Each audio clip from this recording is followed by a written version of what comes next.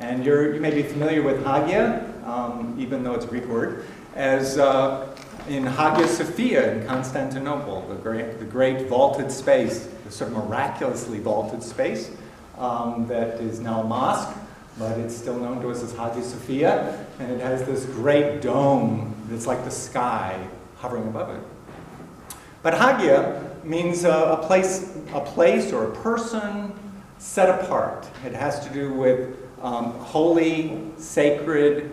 It means set apart. It's something that we understand has been set apart by God as something particular unto God's self. And so we create sacred spaces in the name of God. We created this building, and it's set apart for the worship of God. It's a set apart place, and so we call it a sacred place. And we have saints, Hagia being saints as well. We have saints, and we have an icon behind me of the Blessed Mother and the Virgin and Child. And we understand that this was a particular saint, that Saint Mary, sort of evidenced, was set apart by God for a particular task. And so she's a saint.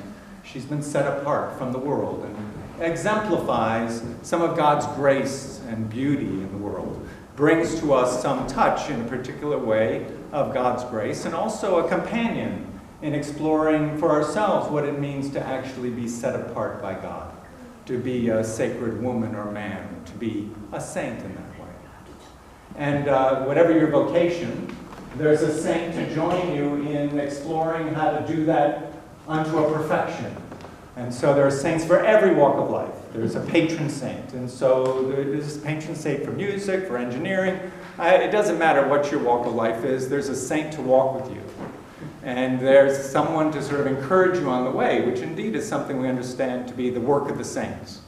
They encourage us and sort of prompt us in a good way to serve God unto perfection, some sort of doorway, a window, some light and grace for our lives to help us along.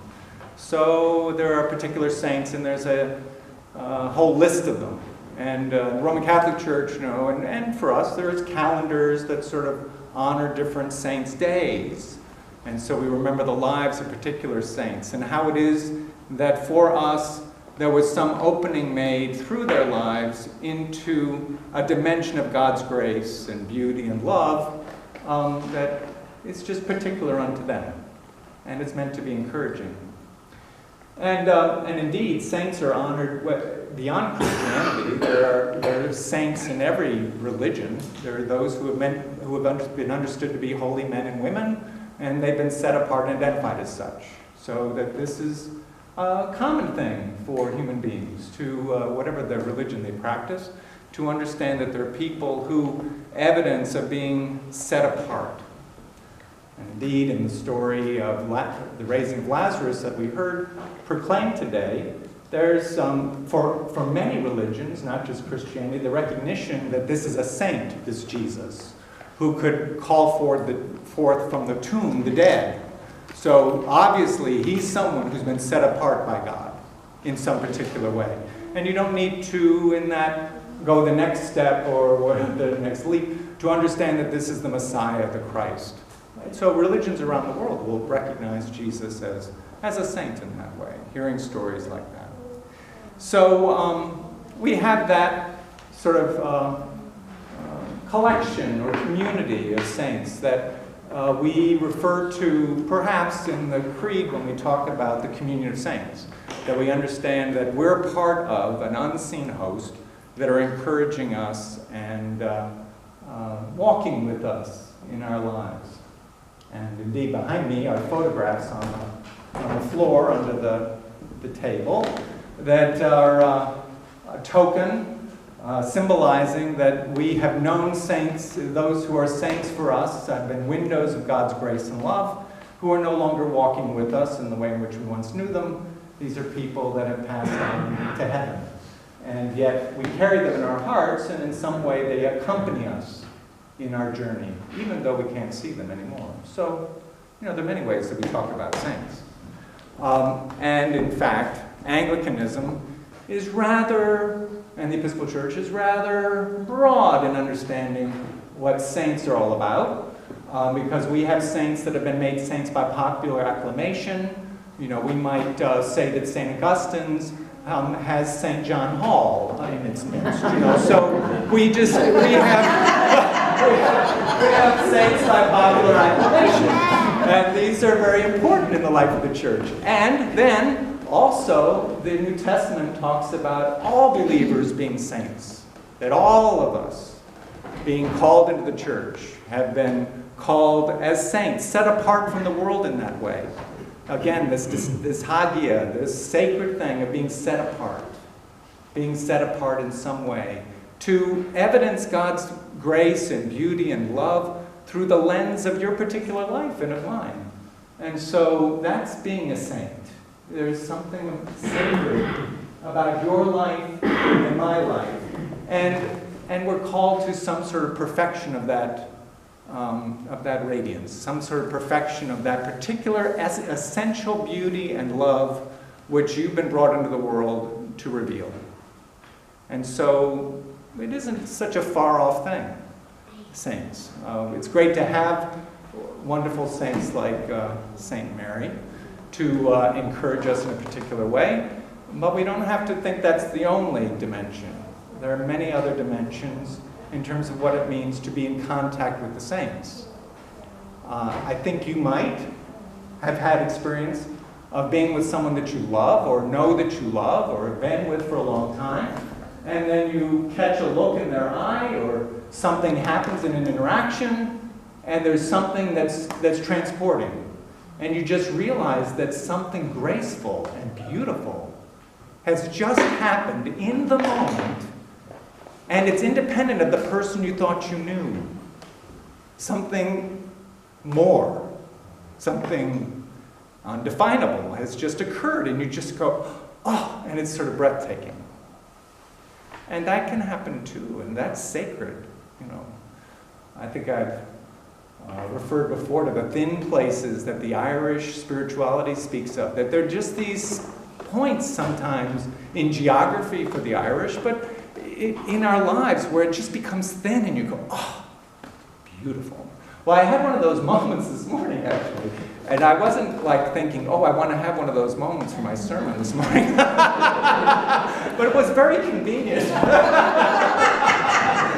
So I'm walking, for whatever reason, I parked over there. I normally park up here, but I parked over here and I walked up. And as I approached the steps of the church, as I'm walking up the steps, there are all these leaves that are catching my attention.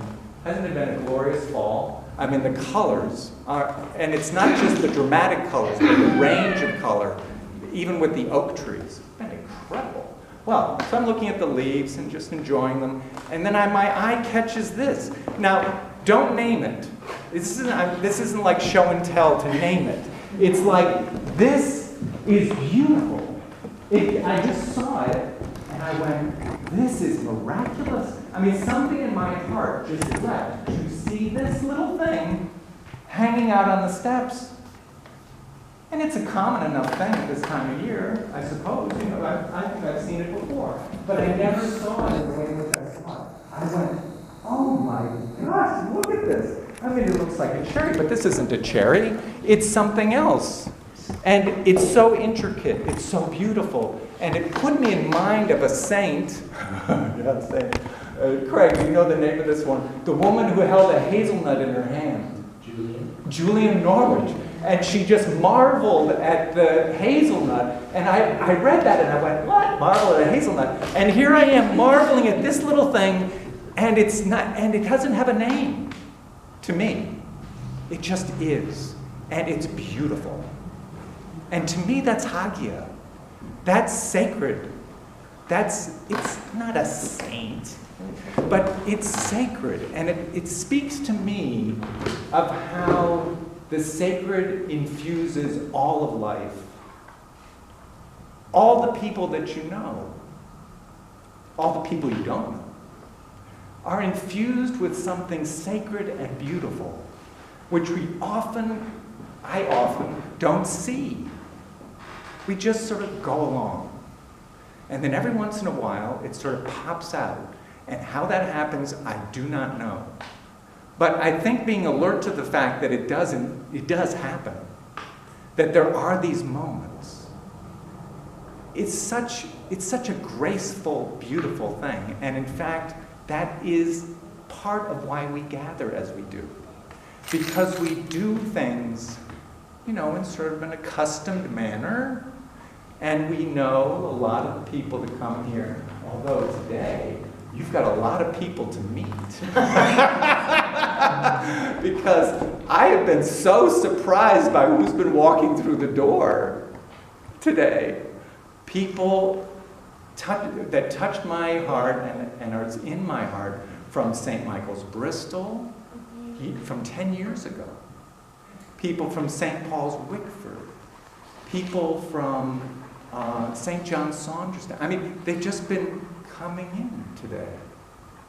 Dear friends from East Greenwich who are here now. And it's beautiful to find in the midst of all the things that can generally be happening in our lives, and particularly happening in our lives, and all the ways we could describe it in detail and name it, to find the unnameable beauty, just something like this, that just, you go, I don't know what this is, but I know that my heart is touched, that my life is different in this moment, because you're here, because you've arrived at the door, this little thing, or all of you have arrived through the door. It's this sense that saints touch and transform our lives. And we are the saints of God. And we have wonderful saints that are sort of afar off, who also accompany us in an unseen way. But it's all the peace. The communion of saints begins and ends here, begins and ends in heaven. But it's all one. And there's beauty in it, and love, and transformation of what it means to live a human life, which is really what All Saints' Day, I think, is helping us to sort of pause and reflect upon, that it's all a gift. Our life is a gift. And we've been gifted with people who accompany us on the journey in ways that are very special. Thanks be to God.